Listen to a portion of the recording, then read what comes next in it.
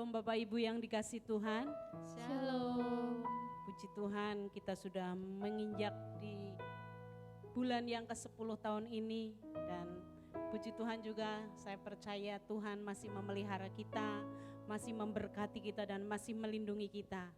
Oleh sebab itu mari Bapak Ibu yang dikasih Tuhan, kita akan sama-sama bersyukur kepada Tuhan dalam ibadah kita.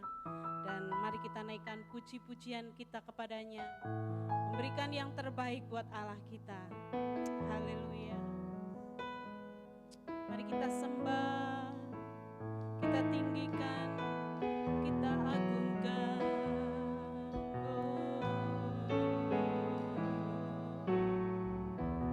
Ku menyembah dalam kudus hadirat-Mu, hampiri tahta kasih karunia-Mu Bapa.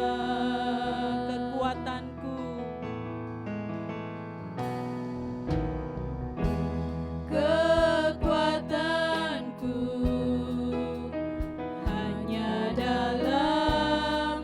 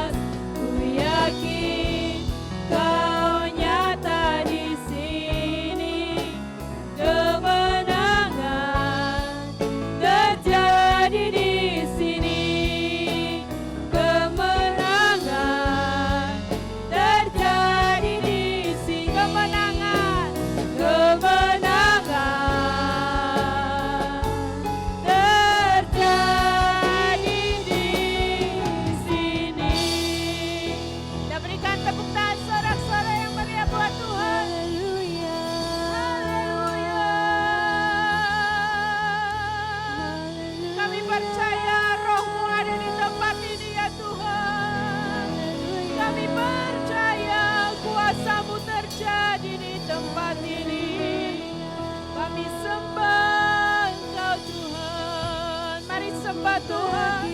Mari tinggikan Allah kita. Dia Allah yang besar, Allah yang ajaib, Allah yang mulia. Dia layak disembah. Haleluya. Haleluya. Engkau ajaib Tuhan, besar kuasa-Mu. Mulialah nama-Mu. Haleluya. Kami bersyukur. Kami memuja. Haleluya. Haleluya.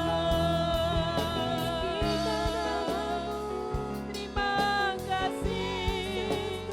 Engkau baik. Selama-lamanya kasih setiamu Tuhan. Haleluya. Haleluya.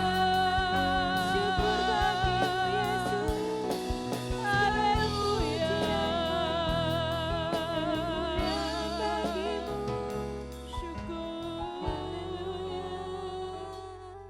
Terima kasih.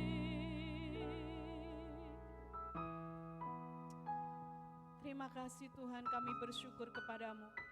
Engkau sungguh baik, Engkau sangat baik dalam hidup kami. Kalau kami boleh ada sebagaimana ada pada saat ini, semua karena berkat dan anugerah Tuhan. Terima kasih Tuhan, kami akan memuji-muji Engkau, meninggikan nama-Mu dengan sukacita. Mari Engkau hadir di tempat ini, Engkau menguasai setiap kami. Roh sukacita daripada Tuhan turun atas kami. Terima kasih Tuhan, kami akan memulai ibadah kami saat ini hanya di dalam nama Tuhan Yesus Kristus. Yang siap memuji Tuhan kita katakan, amin. Haleluya. Puji Tuhan. Bapak Ibu, mari kita bangkit berdiri. Kita akan sama-sama memuji Tuhan dengan sukacita. Tuhanlah kekuatan dan mazmur kita. Haleluya. Amin.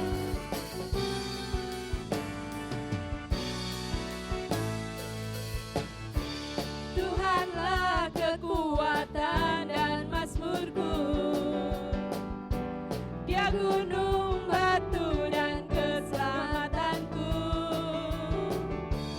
Hanya padamu hatiku percaya.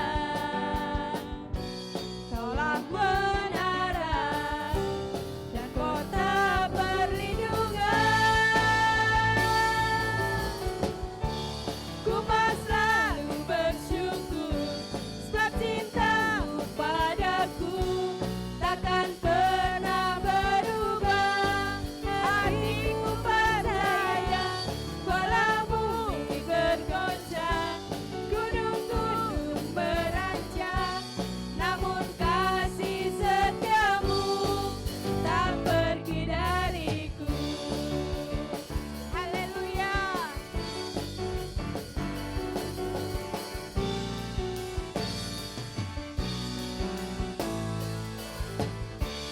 Tuhanlah kekuatan dan mazmurku.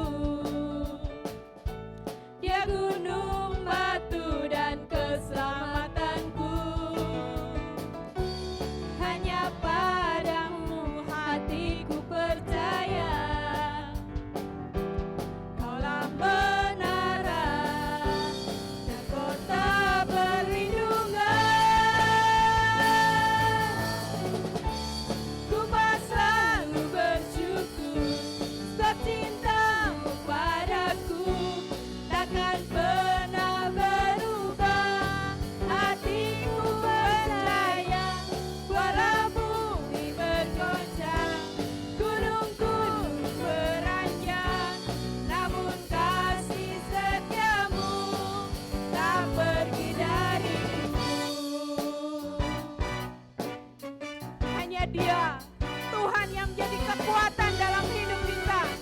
Mari kita bermazmur bagi Dia. Puji namanya. Haleluya.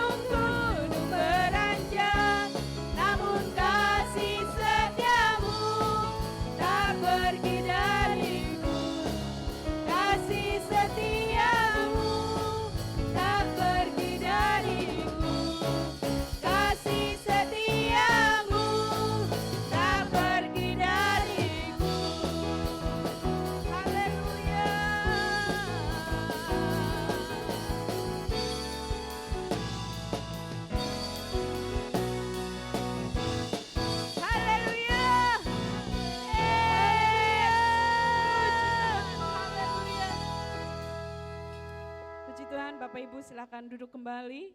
Sebentar kita akan berikan persembahan untuk pekerjaan Tuhan.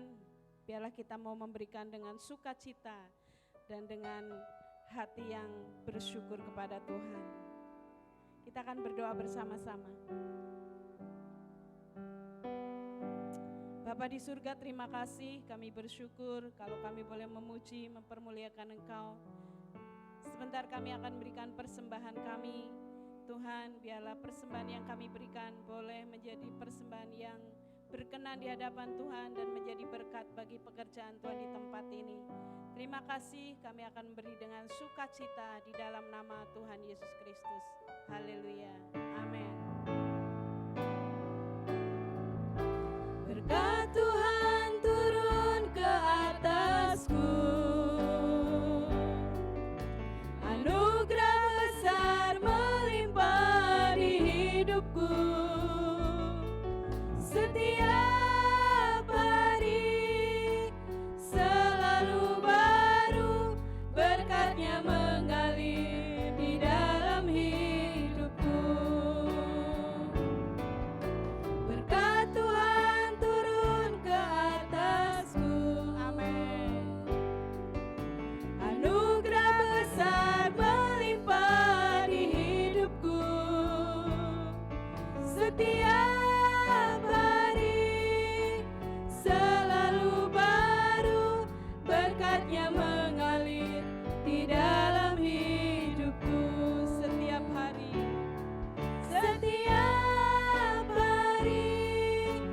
selalu baru, berkatnya mengalir di dalam hidupku. Berkatnya mengalir di dalam hidupku. Terima kasih buat persembahan Bapak Ibu Saudara sekalian. Tuhan Yesus memberkati. Sebentar kita akan mendengarkan firman Tuhan. Mari siapkan hati dan seluruh hidup kita agar firman Tuhan yang akan kita dengar bersama-sama boleh memberkati hidup kita. Haleluya.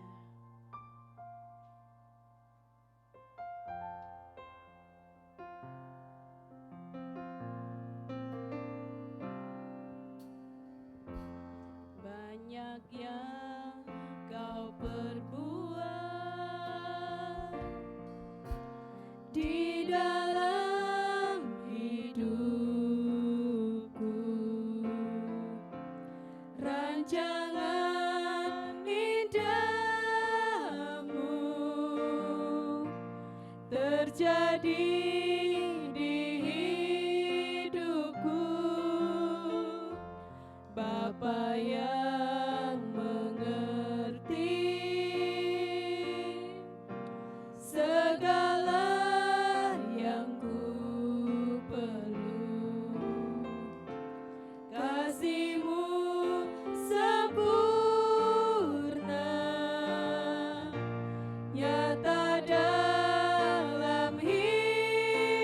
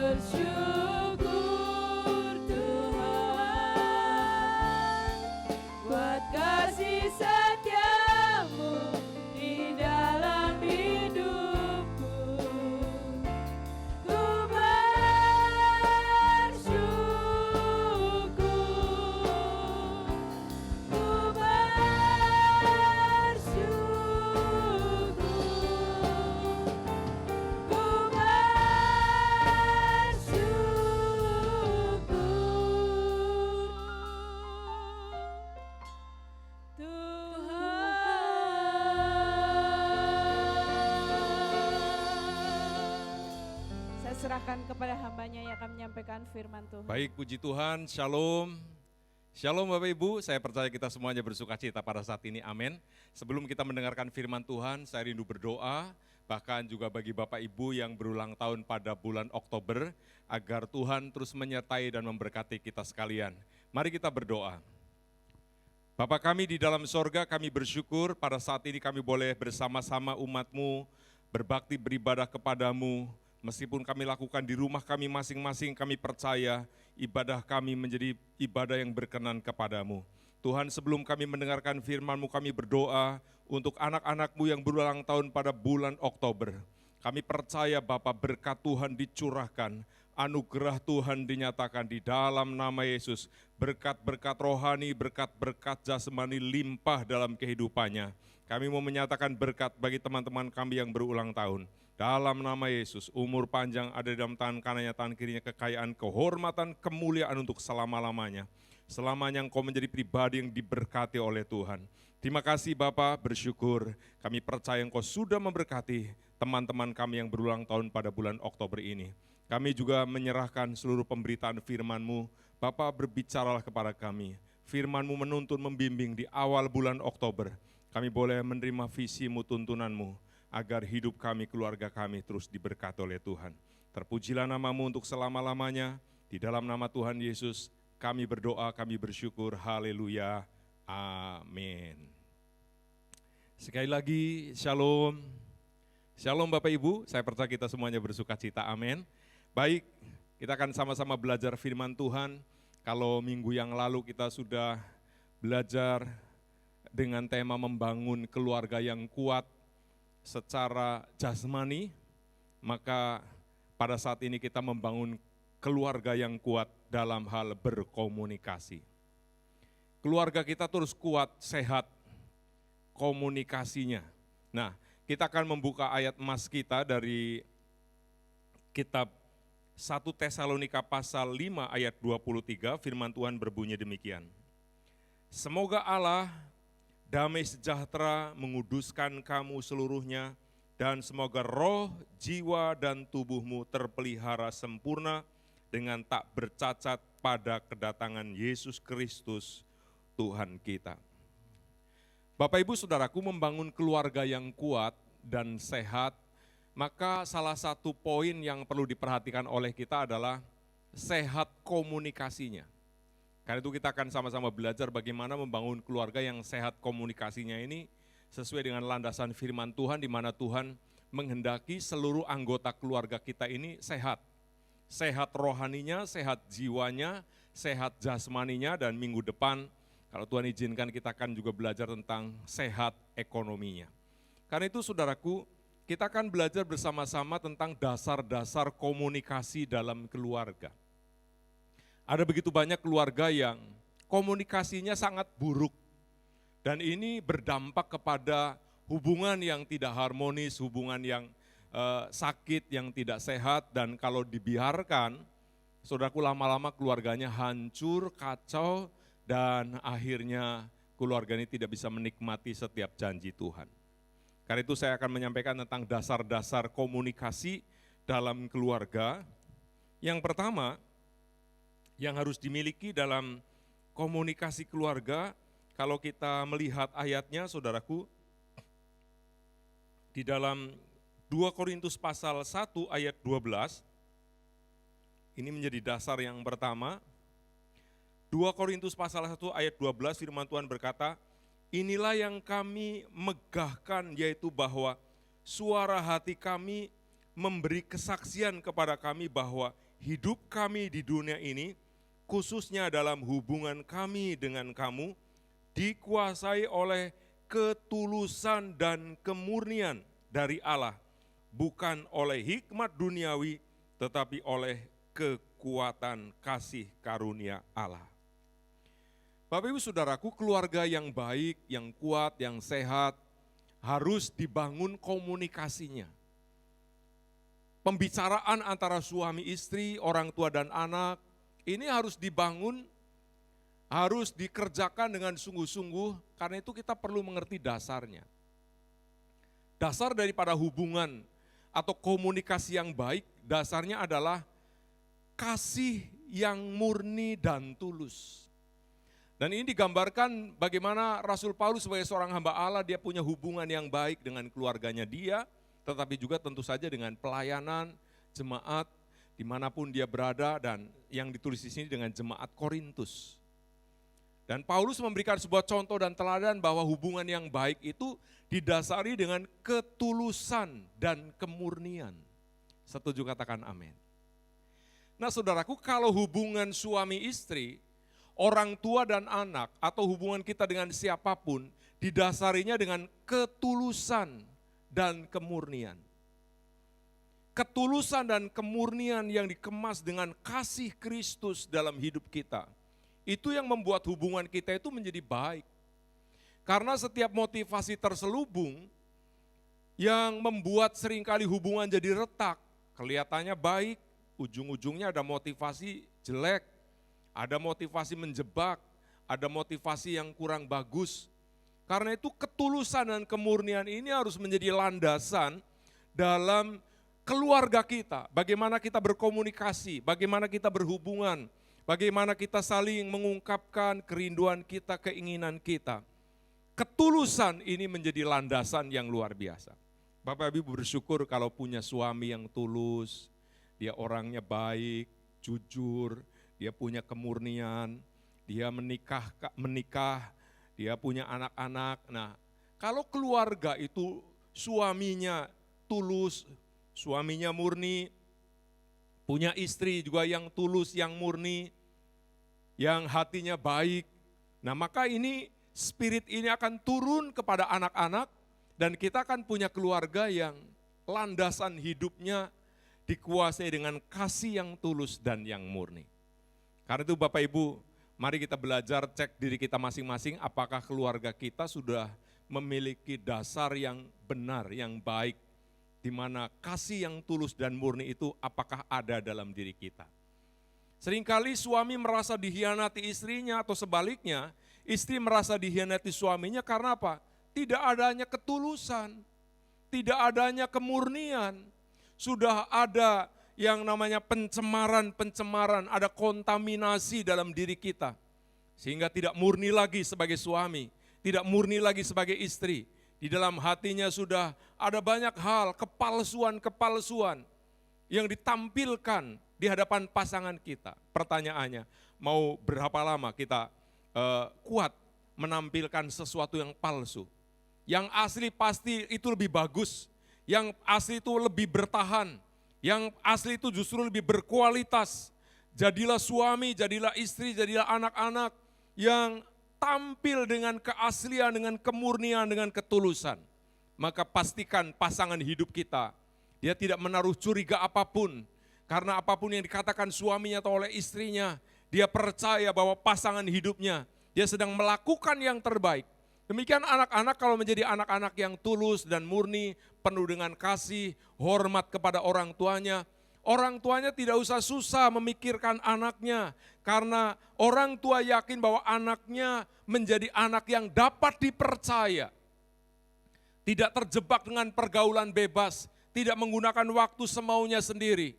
Dia dapat dipercaya dalam hidupnya, bagaimana dia bisa mencontoh teladan orang tuanya, tetapi dia juga bisa memanage atau mengatur hidupnya sendiri dengan baik, dengan benar.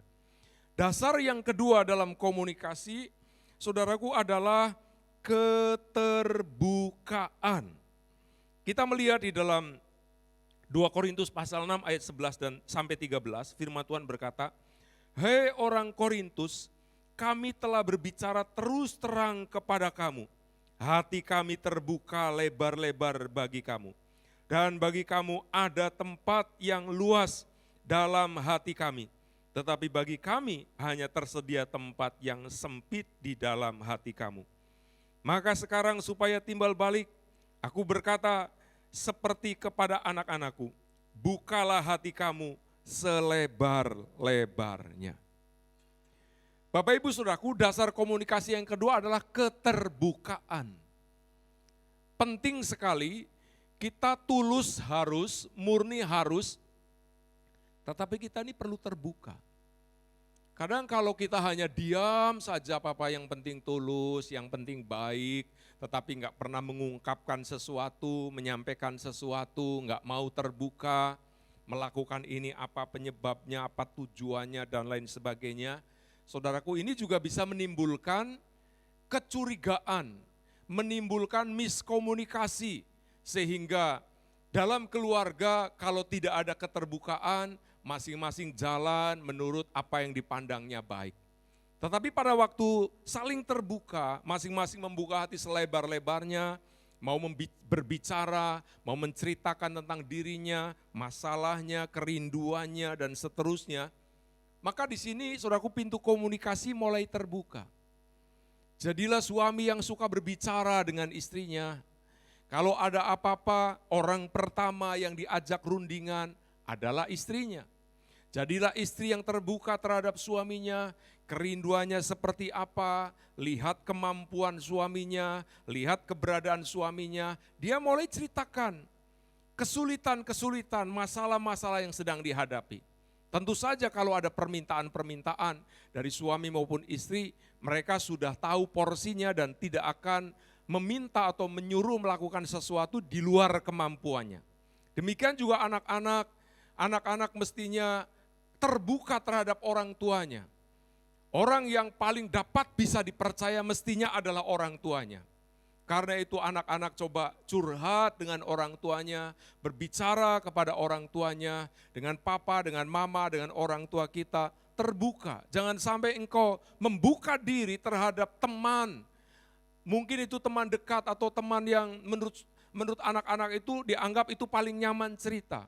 Kalau temannya itu hidup sesuai firman, ngerti tuntunan Tuhan, nasihatnya boleh jadi bagus.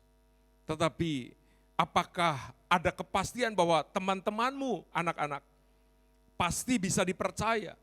Apalagi kalau teman-temannya tidak tahu firman, tidak pernah beribadah, tidak cinta Tuhan. Pada waktu engkau curhat dengan teman yang model demikian, bisa-bisa temanmu menjerumuskan engkau dan hidupmu akan kacau. Karena itu pastikan anak-anak setiap kali hari-hari ibadah, ayo bersama orang tua. Hari Sabtu sudah membicarakan tentang persiapan ibadah. Karena persiapan ibadah itu bukan sekedar kehadiran di dalam gedung gereja. Tetapi persiapan ibadah itu sebuah kesepakatan bersama, keterbukaan bersama, kesungguhan bersama, penyembahan bersama, pengorbanan bersama-sama. Dan ini pada waktu dikomunikasikan, terbuka, jangan mendadak, jangan tiba-tiba, tapi dipersiapkan sebelumnya. Maka datang ibadah semuanya nyaman. Semuanya punya rasa haus dan lapar akan Tuhan. Orang yang demikian begitu masuk ke gereja, mulai menikmati dan memberikan sebuah pujian penyembahan kepada Allah, dia bisa memberi yang terbaik kepada Tuhan. Amin, Bapak Ibu. Keterbukaan ini penting. Karena itu mari, semua masalah pasti ada solusinya, semua masalah pasti ada jalan keluarnya. Yang penting masing-masing punya kasih yang tulus ikhlas, masing-masing punya keterbukaan. Nah yang ketiga dasar daripada komunikasi adalah kesepakatan. Setelah terbuka, menceritakan, membuka diri apa adanya, maka kita perlu sepakat. 1 Korintus 7 ayat yang kelima firman Tuhan berkata, janganlah kamu saling menjauhi kecuali dengan persetujuan bersama untuk sementara waktu, supaya kamu mendapat kesempatan untuk berdoa. Sesudah itu hendaklah kamu kembali hidup bersama-sama, supaya iblis jangan menggodai kamu, karena kamu tidak tahan bertarak. Bapak Ibu Saudaraku, sebagai suami istri, orang tua dan anak, ini perlu membangun kata sepakat dalam keluarga. Kalau sudah punya dasar kasih yang tulus dan murni, sudah punya dasar keterbukaan, maka selanjutnya suami istri itu bisa membangun kata sepakat. Bisa bersama-sama memikirkan kata sepakat dan menjalankan kata sepakat ke depan. Karena itu suami istri tidak boleh saling menjauhi, tetapi harus saling mendekat. Untuk apa? Untuk fellowship, untuk rundingan, untuk ngobrol, untuk share tentang hidup, tentang kesulitannya, tentang sukacitanya, tentang berkatnya, tentang apa saja yang menyangkut kehidupan pribadinya masing-masing. Saudaraku, pada waktu kita sudah mengerti karena sudah terbuka, maka ada hal-hal penting dalam hidup kita, dalam keluarga kita yang harus dijalani secara bersama-sama. Enggak bisa istri jalan sendiri, suami jalan sendiri. Mau mengandalkan apa? Tuhan yang sudah menyatukan dua pribadi menjadi satu. Alkitab berkata, mereka bukan lagi dua, melainkan satu. Satu apa? Satu hatinya, satu pikirannya, satu kata-katanya, satu tujuannya, satu perjuangannya. Kalau ini kesepakatan dibangun, saudara punya daya ledak, kekuatan yang luar biasa untuk meraih setiap janji-janji Tuhan dalam hidup saudara. Lalu kita melihat pengertian yang lain yang harus dibahas dalam hidup tentang kesepakatan itu adalah yang pertama tujuan hidupnya, tujuan keluarganya. Ini harus dibahas supaya ada kesepakatan. Filipi pasal 3 ayat 13 sampai 14 firman Tuhan berkata demikian. Saudara-saudara, aku sendiri tidak menganggap bahwa aku telah menangkapnya, tetapi ini yang kulakukan. Aku melupakan apa yang telah di belakangku dan mengarahkan diri kepada apa yang di hadapanku. Dan berlari-lari kepada tujuan untuk memperoleh hadiah, yaitu panggilan sorgawi dari Allah dalam Kristus Yesus. Ini merupakan satu kesaksian dan pengalaman Rasul Paulus setelah dia bertobat mengenal Tuhan, maka dia menyatakan diri bahwa aku sekarang melupakan apa yang ada di belakangku dan mengerahkan diri kepada apa yang ada di hadapanku, dan aku mau berlari-lari kepada tujuan untuk memperoleh hadiah, yaitu panggilan sorgawi. Saya percaya ini bisa diterapkan dalam hidup kita sebagai suami istri, sebagai orang tua dan anak yang Tuhan sudah satukan dalam satu keluarga. Bagaimana kita bisa sepakat meraih tujuan kalau suami istri hidup yang sudah berdampingan bersama-sama, tetapi masih dipengaruhi secara terus-menerus oleh situasi, kondisi, dan pengalaman masa lampau. Pengalaman masa lalunya itulah yang nyetir, yang mengendalikan hidup di masa yang sekarang. Kalau berbicara selalu dulu saya seperti ini, dulu saya seperti ini. Masa lalu yang sudah kita lewati itu sudah nggak bisa berputar lagi, itu sudah ditinggalkan. Sekarang yang perlu dipikirkan adalah sekarang setelah kita membangun, setelah kita berkeluarga, punya suami, punya istri, punya anak-anak, sekarang bagaimana ke depan. Yang dipikirkan, disepakati, direnungkan tentang tujuan hidup ke depan ini seperti apa. Jadilah suami, istri yang punya visi dalam keluarga. Coba visinya apa? Ada tujuan hidup seperti apa? Bagaimana yang dirindu, dicapai, diperoleh dalam keluarga? Tentunya ini kalau dikaitkan, bagaimana saudara punya visi untuk gereja saudara, dalam mendukung, dalam menopang, dan lain sebagainya. Tetapi saudara bagaimana punya visi juga dalam keluarga saudara, dalam mendukung, dalam menopang, agar keluarga saudara kuat, keluarga saudara sehat, keluarga saudara utuh, keluarga saudara semakin maju, bertumbuh, berkembang, dan mengalami situasi apapun tetap maju dan tetap kuat dan tetap stabil. Ini perlu dibicarakan dan tujuan goalnya itu jelas. Ada goal rohani, ada goal secara jasmani. Goal rohaninya apa? Seluruh keluarga sepakat, tahun ini akan ada mesbah keluarga. Tahun ini akan ada baca Alkitab bersama. Tahun ini akan ada sesuatu yang aku akan lakukan, aku akan kerjakan secara bersama-sama.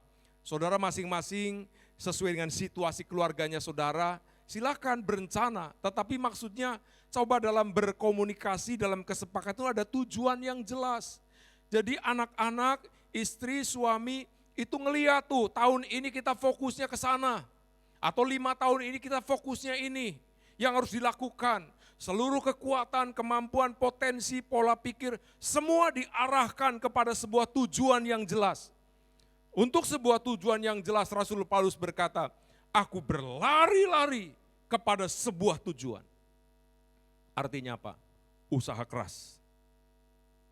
Tidak ada sebuah pencapaian yang bisa dilakukan dan dikerjakan dengan baik secara maksimal kalau tidak dikerjakan dengan sungguh-sungguh, dengan upaya yang sungguh-sungguh, sampai maksimal apa yang kita kerjakan, kita lakukan. Kemudian yang disepakati bersama bukan hanya tujuan, tetapi cara untuk meraih, mencapai tujuan itu. Saudaraku, dikatakan utamakan doa dan ibadah. Jadi cara meraih tujuan kita, visi kita, mimpi kita, yang nomor satu pasti harus mengutamakan Tuhan. Biasakan seluruh anggota keluarga kumpul, bangun mezbah keluarga, doakan bersama-sama. Sepakati, ayo kita harus ibadahnya sungguh-sungguh sama Tuhan.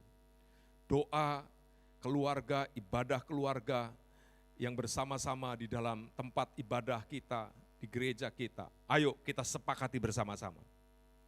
Karena keluarga yang kuat, keluarga yang sehat, dimulai dari ibadahnya yang kuat dan ibadahnya yang sehat. Kalau saudara mau bermimpi memiliki keluarga yang sehat tetapi melupakan ibadah, melupakan doa, melupakan Tuhan, saudara, saya mau katakan sebagai hamba Allah, apapun usaha saudara, dengar, apapun usaha saudara, yang saudara kerjakan, saudara lakukan tanpa Tuhan, tanpa mengandalkan Tuhan, saudara sedang terjebak mengandalkan dirinya sendiri, mengandalkan kekuatannya sendiri. Dan kita sudah tahu ayatnya, diberkatilah orang yang mengandalkan Tuhan, tetapi terkutuklah orang yang mengandalkan manusia, yang mengandalkan kekuatan dirinya dan yang hatinya menjauh dari Tuhan. Karena itu komunikasi sebaik apapun, kalau kita mau membangun sebuah tujuan hidup yang jelas, saudara, kita harus dimulai dari doa kita, ibadah kita, ditata, diatur dengan baik. Ibadah sudah tidak boleh lagi menjadi bahan pertengkaran dalam keluarga. Doa merupakan kesepakatan, kerinduan, dan kebutuhan bersama dalam keluarga. Kalau kita punya keluarga yang modelnya demikian, pastikan keluarga itu menjadi keluarga yang sehat. Yang kedua, saudaraku, kalau yang harus dibahas adalah tentang cara mencapai tujuan. Yang pertama, utamakan doa dan pujian. Yang kedua, terlibat aktif dalam pekerjaan Tuhan. Saudaraku, ajak seluruh anggota keluarga kita ini untuk terlibat aktif dalam pekerjaan Tuhan. Saudara jangan berpikir bahwa pekerjaan Tuhan itu hanya haknya pendeta, miliknya majelis. Pekerjaan Tuhan itu miliknya Tuhan yang dipercayakan kepada seluruh kehidupan anak-anaknya yang mau mengabdikan hidupnya menjadi hamba-hamba Allah. Kalau seluruh anggota keluarga kita dilibatkan aktif dalam pekerjaan Tuhan, oh saudaraku, saudara punya keluarga yang cinta Tuhan dan cinta pekerjaannya. Ada satu kalimat yang sangat berkesan bagi saya. Dari seorang hamba Allah yang sampai hari ini diberkati dan dipakai Tuhan luar biasa. Kalimat itu berkata, pikirkan pekerjaan Tuhan, maka Tuhan akan memikirkan pekerjaanmu. Pikirkan rumah Tuhan, maka Tuhan akan memikirkan rumahmu. Ada amin, saudaraku? Coba, kalimat ini hebat dan itu berkesan bagi saya. Karena itu mari bersama-sama, seluruh anggota keluarga ajak terlibat aktif apapun pelayanannya. Saudara punya sukacita yang besar kalau bisa membawa seluruh anggota keluarga saudara terlibat aktif dalam pelayanan. Nah, saudaraku, yang berikutnya adalah urus kebutuhan keluarga sehari-hari. Tentu saja suami istri meskipun aktif dalam pelayanan, aktif dalam pekerjaan Tuhan, ingat saudara punya keluarga, keluarga harus tetap diurus. Makanannya, minumannya, pakaiannya, kenyamanannya, semuanya. tidak boleh mengatasnamakan pelayanan keluarga terlantar, tidak boleh mengatasnamakan ibadah keluarga terkatung-katung. Saudara, keluarga kita harus menjadi prioritas pelayanan kita. Meskipun, saudaraku, apapun kesulitan kesibukannya dalam pelayanan pekerjaan Tuhan, tetapi mari anggota keluarga kita tetap diperhatikan. Urus keperluannya, kebutuhannya, agar keluarga kita tidak ada yang terlantar. Dan ya, poin berikutnya adalah kerja sungguh-sungguh. Saudara, keluarga kita harus menjadi pekerja yang sungguh-sungguh. Itu cara mencapai tujuan. Jadi cara mencapai tujuan tadi ada doa, ada ibadah, terlibat aktif dalam pekerjaan Tuhan, urus keluarga dengan baik, tetapi juga kerja sungguh-sungguh. Bekerja yang terbaik. Anak-anak muda engkau yang menjadi pelajar, belajar yang terbaik. Punya prestasi yang terbaik. Dengan prestasimu engkau mempermuliakan Tuhan. Dengan prestasimu nama Tuhan dipermuliakan melalui hidupmu. Jangan mengatasnamakan ibadah, doa, pelayanan, prestasi jeblok. Prestasinya nol. Saudara tidak dipakai Tuhan untuk mempermuliakan dia. Karena itu suami istri kerja sungguh-sungguh. Kita harus menjadi orang yang berprestasi dalam pekerjaan. Anak-anak juga belajar sungguh-sungguh. Kita harus berprestasi di dalam pendidikan. Dan yang paling terakhir adalah fokus. Tetap fokus dengan tujuan. Cara meraih tujuan. Tetap fokus dengan tujuan. Jangan sebentar-bentar punya tujuan ini, sebentar-bentar punya tujuan ini lagi, tidak fokus. Tetapkan tujuan, sepakati bersama, ayo raih bersama, kerjakan bersama. Ada banyak berkat yang Tuhan sudah siapkan, tetapi seringkali tidak menjadi kenyataan karena kita kurang fokus. Saya percaya kebenaran firman Tuhan ini memberkati kita sekalian. Amin. Baik Bapak Ibu, sebentar kita akan masuk dalam perjamuan kudus. Diharapkan Bapak Ibu sudah mempersiapkan roti dan anggur dalam keluarganya masing-masing. Biar kepala rumah tangga mempersiapkan sesuai dengan jumlah kebutuhannya. Mari kita berdoa dan kepala rumah tangga harap bisa mempersiapkan dan melayani seluruh anggota keluarganya. Bapa kami di dalam sorga, kami bersyukur kami telah mendengarkan firman-Mu. Kami percaya keluarga kami akan menjadi keluarga yang sehat dalam komunikasi. Karena kami punya dasar-dasar yang benar dan kami punya tujuan hidup yang benar. Diberkati setiap kata-kata firman yang telah disampaikan. Kami percaya semuanya menjadi berkat. Sebentar kami akan masuk dalam prosesi perjamuan kudus. Bapa, ampuni segala dosa kami, kesalahan kami. Kami boleh menjadi pribadi-pribadi yang hidupnya dibaharui, dikuduskan. Layakan kami untuk bersekutu dengan tubuh dan darah-Mu. Terima kasih Tuhan, di tangan kami ada roti. Mari Bapak Ibu, Saudara ambil roti, angkat tangan, kita doa bersama-sama. Kami percaya roti ini adalah tubuh Kristus, kematiannya di kayu salib, menebus segala dosa dan kesalahan kita, tubuhnya tercabik-cabik, darahnya mengalir. Dan saat ini kita memperingati, menjadi sebuah peringatan akan kasih dan pengorbanannya. Dan ketika mereka sedang makan, Yesus mengambil roti, mengucap berkat, memecah-mecahkannya lalu memberikannya kepada murid-muridnya dan berkata, ambillah, makanlah, inilah tubuhku. Bapak Ibu Saudaraku yang dikasihi Tuhan, bukankah roti yang dipecah-pecahkan adalah persekutuan dengan tubuh Tuhan kita Yesus Kristus? Mari kita makan dengan percaya dalam nama Yesus.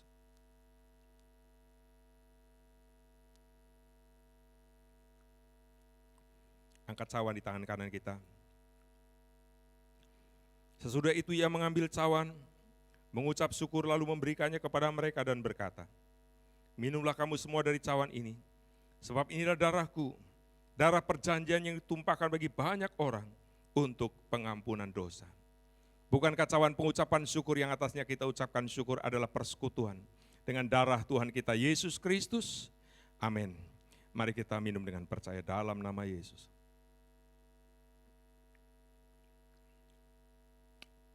Oh raladaba syadaradaba baba. Oh raladaba tapakashikaradaba. Terima kasih Tuhan Yesus. Terima kasih Tuhan Yesus, Engkau baik. Sungguh baik, sangat baik. Terima kasih buat tuntunanmu. Terima kasih buat bimbinganmu. Terima kasih buat persekutuan dengan tubuh dan darahmu. Kami percaya saat ini kami yang lemah, kami diberi kekuatan yang baru. Kami yang sakit, oleh kuasa bilur-bilur Yesus kami sudah sehat. Terima kasih Bapa. Kami bersyukur, kami tidak lupa berdoa untuk bangsa kami, bangsa Indonesia. Kami mau nyatakan shalom untuk Indonesia. Engkau diberkati oleh Tuhan.